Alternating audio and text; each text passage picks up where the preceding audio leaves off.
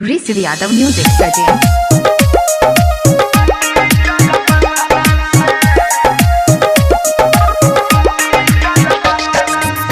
राकेश शंकर को भोजपुरिया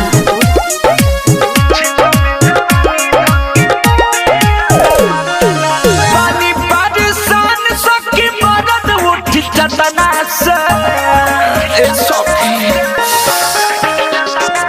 पानी बारिशान सखी मरद उठी चटना से छिपा में जवानी धक्के मते डाला मतना से छिपा में जवानी धक्के मते डाला मतना से राकेश शंकर को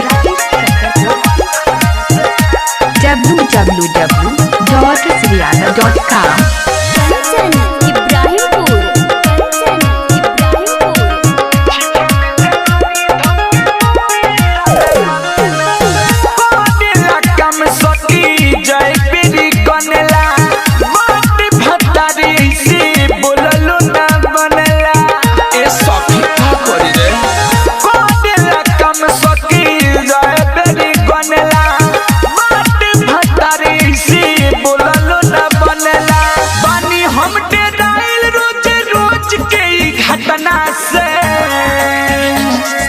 छिपा में जवानी धक्के मते डाला मथना से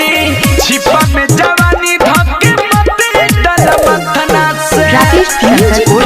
शंकर को भोजपुरिया ज्योति रिकॉर्डिंग स्टूडियो 504 धरला छड़प के जब दिखला अकेला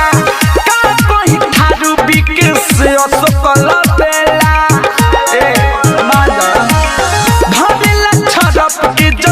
दिखला अकेला का कोई थारू सुबोदिया सकल बेला मिठू मिसाइल के बोलावा तनी पटना से छिपा में जवानी धक्के मते डाला मथना से